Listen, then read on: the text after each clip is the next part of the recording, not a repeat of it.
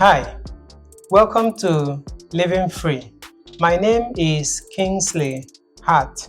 In this series, we will be talking about all you need to know about positive living for people living with HIV. First of all, what is HIV and AIDS? HIV simply means human immunodeficiency virus.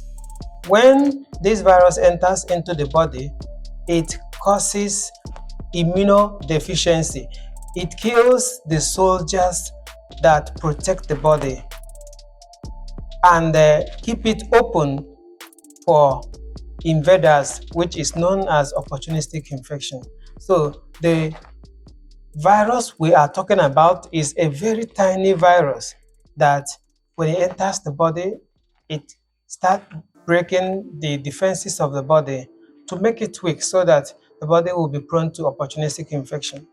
AIDS simply means acquired immune deficiency syndrome, and it is the state that this person is that the immune system, or what we call the CD4 count cells, has been weakened and the body can no longer fight off infections. So at this point in time, the person is laden with opportunistic infection, which could be malaria, typhoid, pneumonia, and so on and so forth. One person may be having all these opportunistic infections at a time. But the good news is that opportunistic infections can be treated successfully.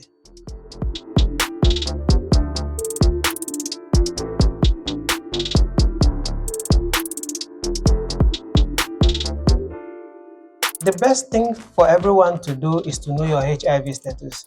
And the only way you can know your HIV status is by going to test for HIV. Anybody can be infected with HIV. Over the years, people has been afraid to know their HIV status. Some says that HIV is for prostitutes or for commercial sex workers.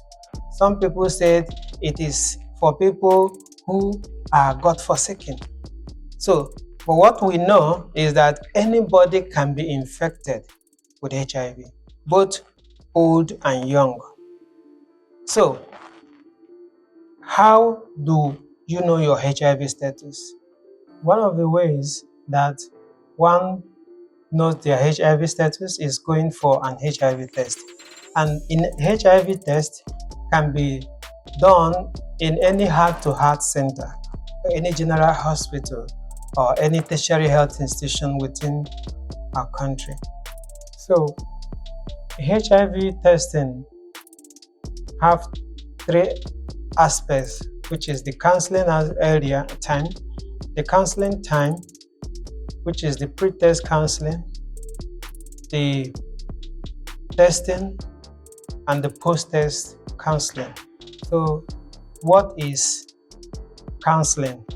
Counseling is a dialogue between the counselor and the counselee. It helps the counselee make an informed decision on whether to test for HIV or not.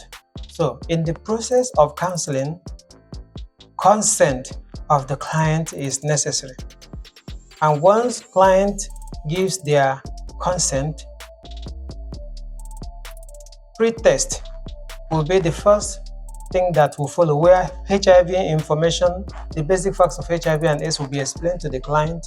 And at the end of the day, HIV test will be conducted by a trained healthcare personnel, a counselor or a counselor tester, or a lab scientist. And at the end of the day, when the result is ready, that is what we call post-test.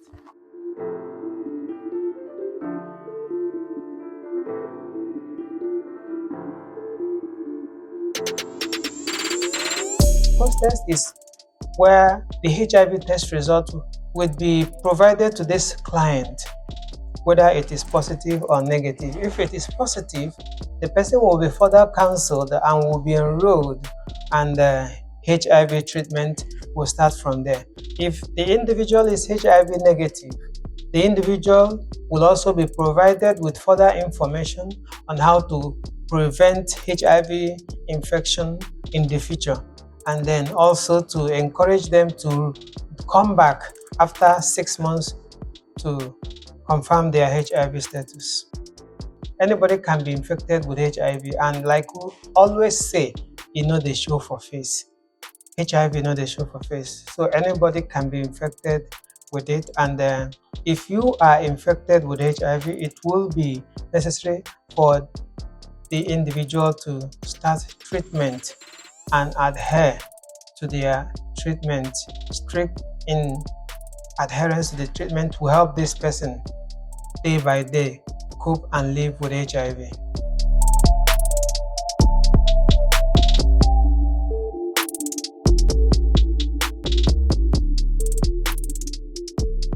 What is positive living? Positive living simply means doing the things that help you and avoiding the things that harm you or other people. I want you to remember that here we are talking about the person that is living with HIV. So there is a whole lot the individual living with HIV will need to do to live healthy. And one of them is to know more about HIV and AIDS. It is necessary for you to know the basic facts of HIV and AIDS, how HIV is transmitted, and how it is being prevented. So that is one about positive living. Two is to accept your HIV status. When you accept your HIV status, it helps you to take positive steps in helping yourself. Intentional steps to help yourself to get out of the trauma. And that is number 2. Number 3 is eating very well. Eating the right quality and quantity of food. It means that if the food have all the body requires, it will have to be in the right proportion to help this particular individual living with HIV. And again, number 4 is to keep your environment very clean. And then personal hygiene is very, very important. Making sure that there is no stagnant waters within your environment where mosquitoes breed. So it is very important to put this to practice. Other one, number 5, is adherence to treatment advice and the drugs as prescribed.